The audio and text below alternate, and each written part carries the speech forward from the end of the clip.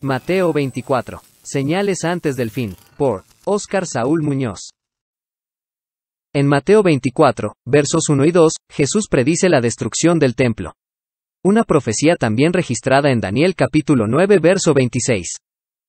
En el año 70 después de Cristo, el emperador Vespasiano encarga a su hijo, el general Tito, a terminar con la rebelión que se había gestado en Judea, conquistando y destruyendo a Jerusalén y el segundo templo construido por Esdras y Nehemías.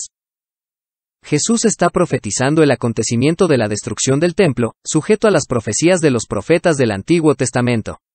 Son varias las ocasiones en las que a través de los evangelios cita a varios profetas tales como Moisés, Oseas, Malaquías, Jeremías, y por supuesto Daniel. Cuando sus discípulos le preguntan, ¿cuándo serán estas cosas? ¿Y qué señal habrá de tu venida, y del fin del siglo?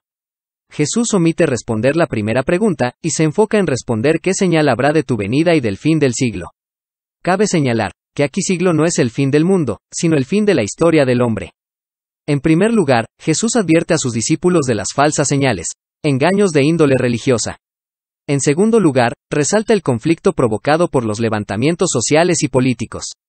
En tercer lugar, habla acerca de los desastres naturales, las traiciones y la persecución. Y, en cuarto lugar, habla de la extensión global del Evangelio que servirá de testigo a las naciones.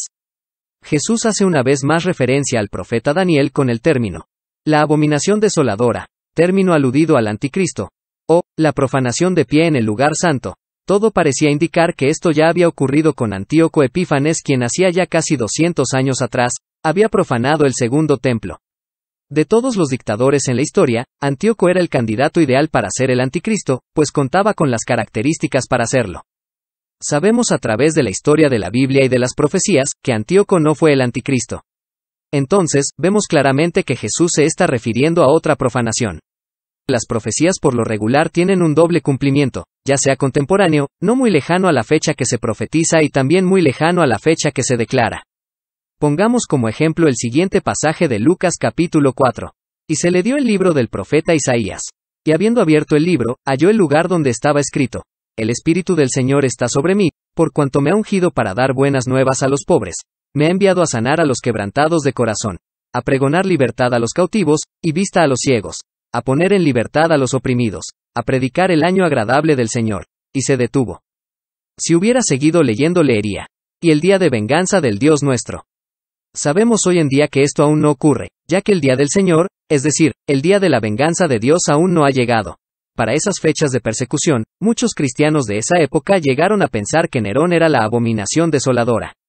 La historia nos enseña que Nerón persiguió a los apóstoles Pablo y Pedro. Según la historia, Pablo fue muerto por Roma 2 años antes que Pedro, aproximadamente entre el año 64 y 68 después de Cristo, 2 años antes que sucediera la destrucción de Jerusalén y del segundo templo.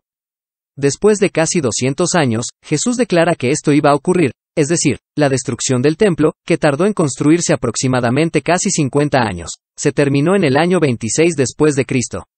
De hecho, cuando Jesús nació ya se encontraba agrandando y arreglando.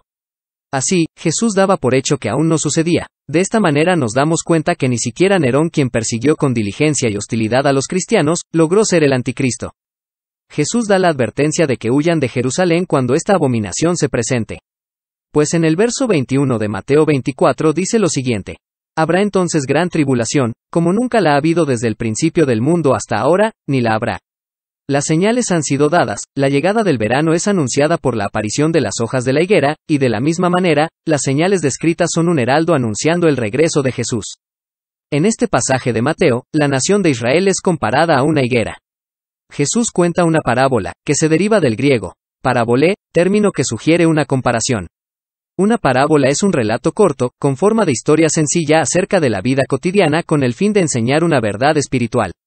Lo vemos en pasajes como Mateo 21 verso 19, Marcos 11 verso 13 y Lucas 13 versos 6 al 9. Jesús sutilmente responde a la segunda pregunta de los discípulos: ¿qué señal habrá de tu venida, y del fin del siglo? La señal más grande de los últimos tiempos la vemos cumplida en el regreso de Israel a su tierra en el 14 de mayo de 1948. Cumpliéndose así la profecía de Isaías 66 verso 8. ¿Quién oyó cosa semejante? ¿Quién vio tal cosa? ¿Concebirá la tierra en un día? ¿Nacerá una nación de una vez? Pues en cuanto Sión estuvo de parto, dio a luz sus hijos. Resulta muy interesante leer que Jesús dijo, les digo la verdad, no pasará esta generación hasta que todas estas cosas sucedan. Esto hace que nos preguntemos, ¿somos acaso la última generación? ¿Nos encontramos en la recta final? Si Israel es la señal a la que los discípulos se referían, es un hecho que estamos viviendo como en los días de Noé. ¿Y tú, estás preparado?